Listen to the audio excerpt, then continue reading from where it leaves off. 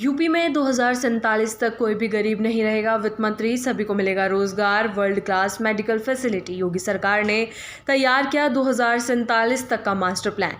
साल 2047 तक यूपी सरकार पूरे प्रदेश को गरीबी से मुक्त करेगी। इसके लिए सरकार अपनी कार्य संस्कृति में बदलाव करेगी। सरकार प्रदेश की सुरक्षा और इंफ्रास्ट्रक्चर डेवलपमेंट पर फोकस करेगी। प्रदेश की अकूत प्राकृतिक संपदा का उपयोग किया जाएगा। सभी नदियों को जोड़ा जाएगा। जीरो पॉवर्टी के लक्ष्य को पूरा करने के साथ पर्यावरण संरक्षण पर भी सरकार पूरा जोर देगी।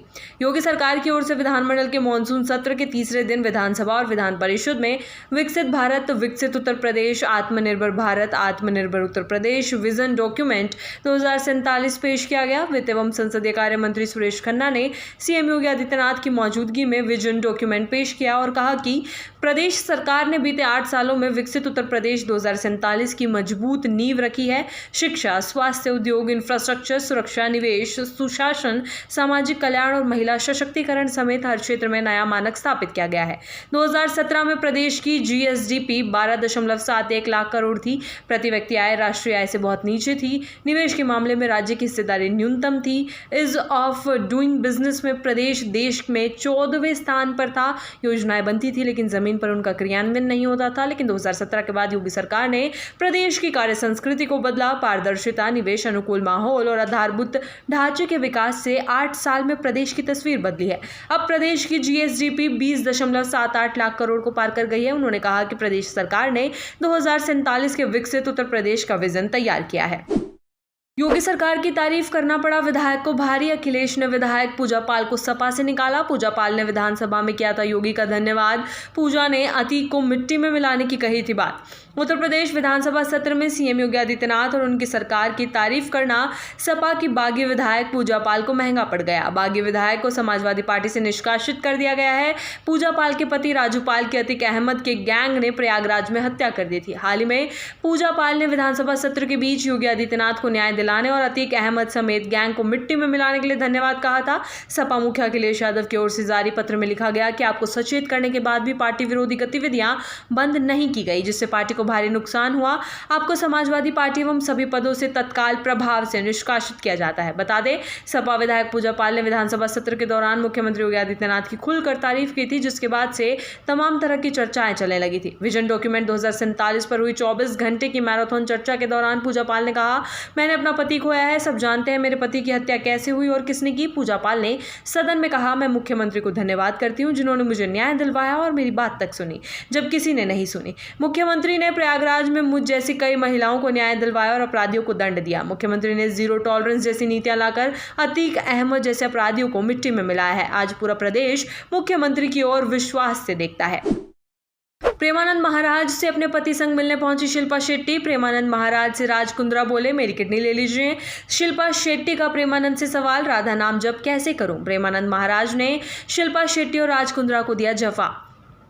बॉलीवुड अभिनेत्री शिल्पा शेट्टी ने गुरुवार को प्रेमानंद महाराज से उनके वृंदावन स्थित केलीकुंज आश्रम में मुलाकात की। साथ में पति राज कुंद्रा भी थे। शिल्पा ने संत प्रेमानंद से पूछा, शांति के लिए क्या करूं। प्रेमानंद महाराज ने कहा कि आप सिर्फ राधा रानी के नाम का जप करो, ये सब कुछ खुद कर देता है, जीवन को सरल बना देता है, फिर कुछ कठिन नहीं लगता है। इस दौरान शिल्पा और राज हाथ जोड़कर संत प्रेमानंद का सत्संग सुनते रहे। करीब 7 मिनट की बातचीत में राज कुंद्रा ने कहा, महाराज जी, मेरी इच्छा है आप मेरी एक किडनी ले लीजिए, मैं आपको दान करना चाहता हूँ। संत प्रेमानंद हंसते हुए बोले, नहीं, इसकी जरूरत नहीं है, मेरे पास अगर एक किडनी होगी तब भी उतने ही दिन चलूंगा जितनी दोनों नहीं होने पर चलने वाला हूं। यही यथार्थ है, जब तक भगवान नहीं चाहेंगे तब तक बुलावा नहीं आएगा। शिल्पा शेट्टी ने प्रेमानंद महाराज से नाम जप के बारे में जानकारी ली। पूछा, राधा नाम जप कैसे करना चाहिए। संत महाराज ने बताया, कैसे भी राधा नाम जप करिए, सारे कष्टों से उन्हें मुक्त करेगा। संतों के वचनों को मानकर अगर चल दिए तो जीवन का बेड़ा पार हो जाएगा। प्रेमानंद ने कहा कि एक प्रार्थना रहेगी आपसे कि जीवन भी एक अभिनय है, अभिनय करते हुए जीवन व्यतीत करना है, लेकिन ये जीवन किसके लिए व्यतीत करना है, इस प्रश्न का समाधान करना है। रायबरेली थप्पड़ कांड के आरोपी का सम्मान, महंत राजूदास बोले, हिंदू शेरों की जरूरत। स्वामी प्रसाद का बयान, चोर चोर मोसेरे भाई। सम्मान और फिर सम्मान। जी हाँ, जब हम कोई ऐसा कार्य करें जिससे हम सम्मानित हो तो जाहिर सी बात है खुशी उत्साह सातवें आसमान पर होता है। ऐसा ही कुछ रोहित द्विवेदी के साथ इस वक्त हो रहा है। अभी हाल ही में उन्हें सम्मानित कर इनाम राशि दी गई थी। इस बात को लोग भूले भी नहीं थे। कितने में ही एक और जगह उन्हें सम्मानित किया जाता है और वो फिर चर्चा में आ जाते हैं। इस बार सम्मान का ओहदा थोड़ा और बड़ा हो गया है। इस बार अयोध्या के हनुमानगढ़ी मंदिर के महंत राजूदास ने रोहित द्विवेदी और उसके साथी शिवम यादव को सम्मानित किया है। महंत राजूदास ने न सिर्फ दोनों युवकों को शॉल उड़ाकर, तलवार भेंट कर और पगड़ी पहनाकर उनका सम्मान किया, बल्कि स्वामी प्रसाद मौर्य के खिलाफ तीखा बयान भी दिया। उन्होंने कहा कि ऐसे ही हिंदू शेरों की देश को जरूरत है। महंत राजूदास ने स्पष्ट शब्दों में कहा, स्वामी प्रसाद मौर्य जैसी मानसिकता रखने वालों को समाज से इसी तरह का जवाब मिलना चाहिए। ये व्यक्ति रामायण, गीता और हिंदू देवी देवताओं पर लगातार अपमानजनक टिप्पणियां करते हैं। मैं रोहित जैसे युवाओं के जज्बे को सलाम करता हूं। ये कोई हिंसा नहीं बल्कि धर्म और आस्था की रक्षा का कार्य है।